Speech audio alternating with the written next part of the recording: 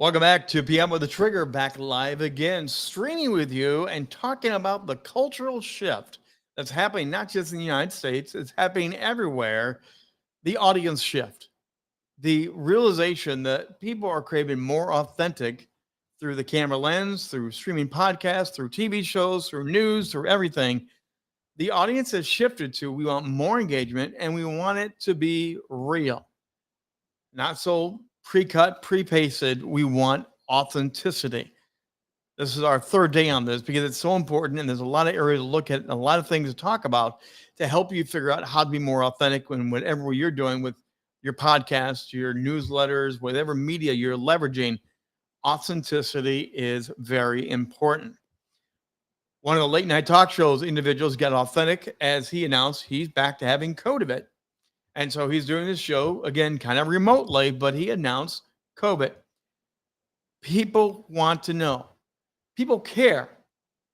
They care about you. They care about your show, your personality, your brand. They really do care. So part of is bridging that gap is open yourself up and sharing about what's going on in your life.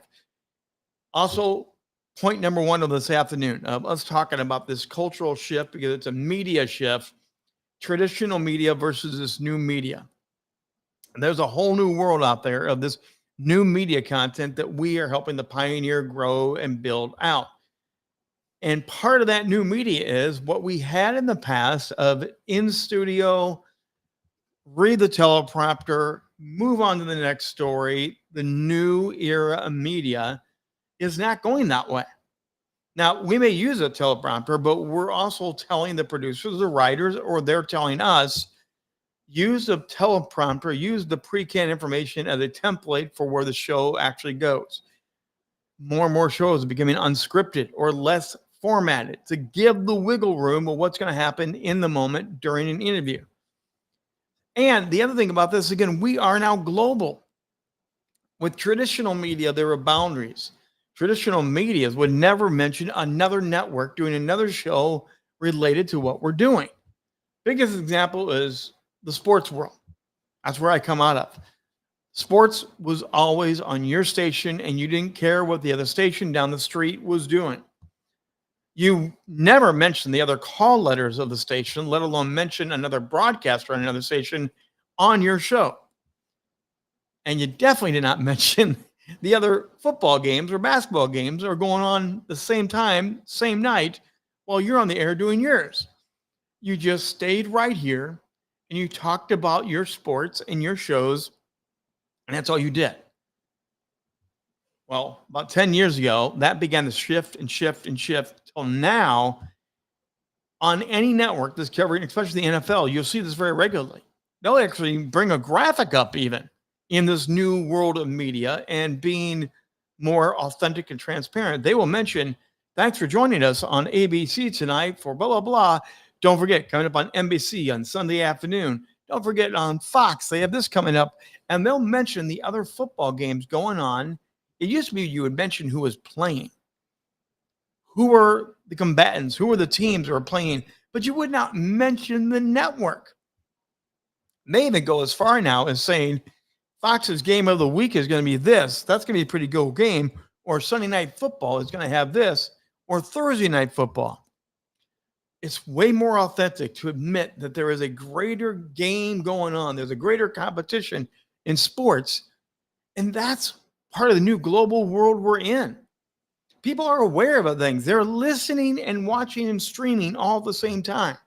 You're competing now with a much more media savvy world because it's with us 24/7. So instead of ignoring it like we used to, the authentic way is bring it in to what you're doing. And sports is just one example of how we're now doing this. There have been networks that have brought other commentators from other channels on to talk about certain top issues and share how their media is covering it and what they're learning. The media lines have blurred more and more, where it's freedom for everyone to watch it, listen to it. So traditional versus new media, it's changing, and it's changing very rapidly. That's one of the things you need to understand, that as a media person, mention other broadcasts, share and mention other people's YouTube channels. Mention what people are talking about, what you're learning about. It will make it all blend together and people will love you for it. They will really, really love you. Now, number two I want to touch on today is being relatable. There is this persona that we put on in the media, and it's been going on for decades and decades and decades, and we are unreachable. We are in our media bubble, and we seem like we know everything. There's a confidence you have to be on camera, to be on stage. That is a good thing. We coach and train people how to be confident on camera. But at the same time now, that confidence could be a wall because you're too cool, you're too slick, you got it all together, you don't show emotion. There's nothing to relate to. So as you do your podcasts, as you do your newsletters, as you get interviewed on other shows, you should learn and share your vulnerabilities, the questions, the doubts, the struggles. Now, you don't need to empty the trash bag out and dump all the garbage of your life during these things, but you do want to be relatable because there is something that comes out that you've got it all together. You look so slick. I can't relate to you, so why should I listen to you? The idea is you want them to listen to you. And if you don't relate, if you don't break that glass, make the human connection, they're going to another channel. And it's so easy to make the jump and go someplace else. So learn the power of being relatable. Use those stories, use those anecdotes. If you have COVID, like we just saw on a late night, admit, hey, I got COVID. I'm okay. We're going to keep doing the show, but we are going to bring in some other people, some other guests. Inform them about what's going on so they can better relate to you. Come down from your ivory tower and be just like anybody else. That was one of the good things that happened through the COVID, through the crisis. A lot of people did remotes from their living room, from their kitchen, through their back patio. And we got to go inside people's homes. And it did open up a new world of relatability. We cook the same. We like the same TV shows. We have the same DVDs or VC or Blu-rays on our video wall. The relatability side is so crucial now. It really is part of the new craving that people are having to relate and connect. So how do you get relatable? Not many people are doing ties and suits anymore. More and more, it's just the collar. Just be yourself.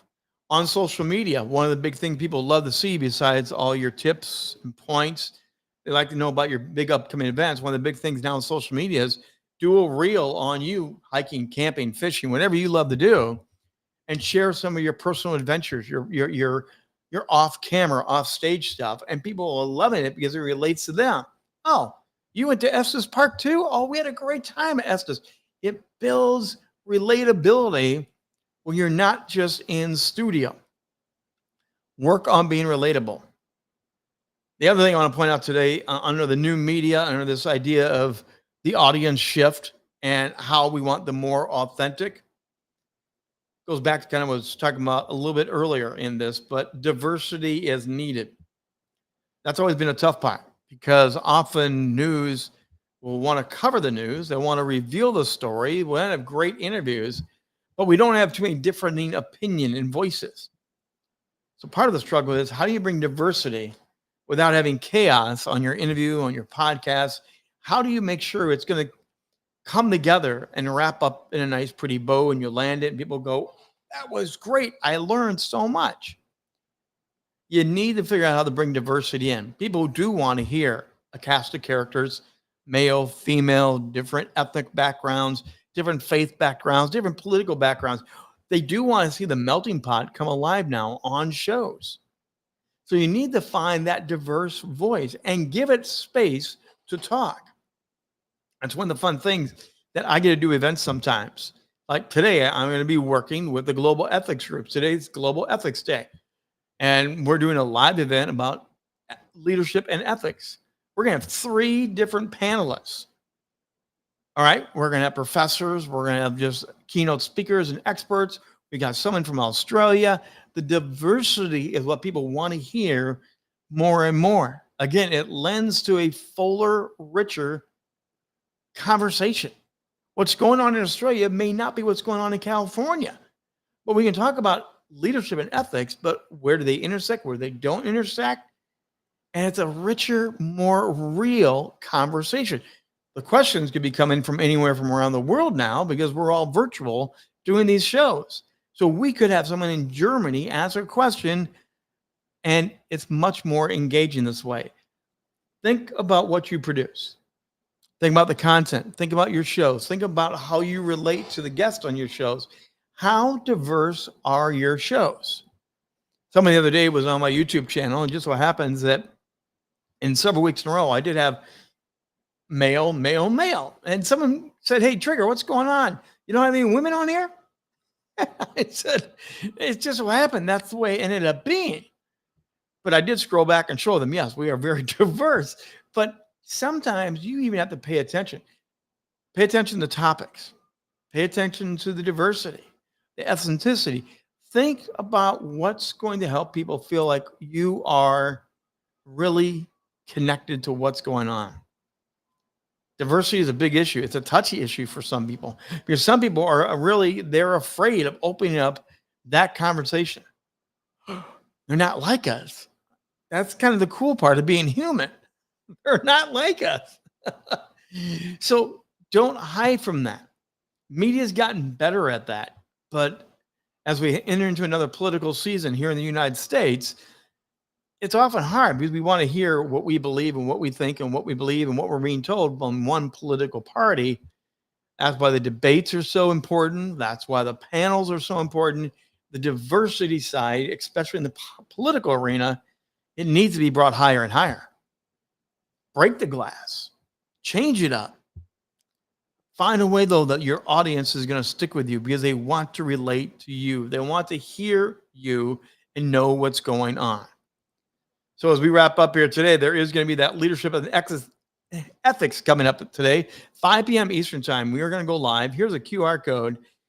Join the diverse conversation. We're literally doing what we're talking about here today. We are going to mix it up. Sandra D. Robinson, who you've seen here on 2 p.m. live. In fact, Sandra is going to come and do a Wednesday night Rock the State show very soon. But she and I will be co-hosting. We'll be moderating the event, and we are going to open it up. Have a great conversation about leadership. And there will be different views and perspectives on what is ethical leadership. How do we create a more ethical world? We're going to have great conversations today. And then part of it is going to be opening up to the gallery and what questions and comments do they have. That is going to get very fun, very interesting, and it's all real, all unscripted, and live in the moment. Think about how you're connecting with your audience. Come and watch us today. Hit the QR code. We'd love to have you join it. There is still time to get involved with that global ethics event coming up today. And it's brought to you by the World Ethics Organization. Hey, that's going to do it for the day on the Trigger Rich Bontrager. If you have questions, as always, you're going to reach out, ask questions. Let me know what you want us to talk about here at 2 p.m. live, rich@richbontrager.net. Send me an email. How are things going with you and your show? How are you dealing with the changing way of the audience relationship? Are you struggling with communicating, engaging, holding people in a conversation? Are you holding tight to the reins of the old media? We always stay with what's comfortable, don't we? Drop me an email, rich@richbontrager.net. We're always happy to help you, to serve you, to help you shine on camera, shine on stage, and elevate you and your brand authority. That's going to do it for 2 p.m. with the Trigger. We'll be back here tomorrow, 2 p.m. Eastern time, to continue helping you shine brighter. Until then, have a great day.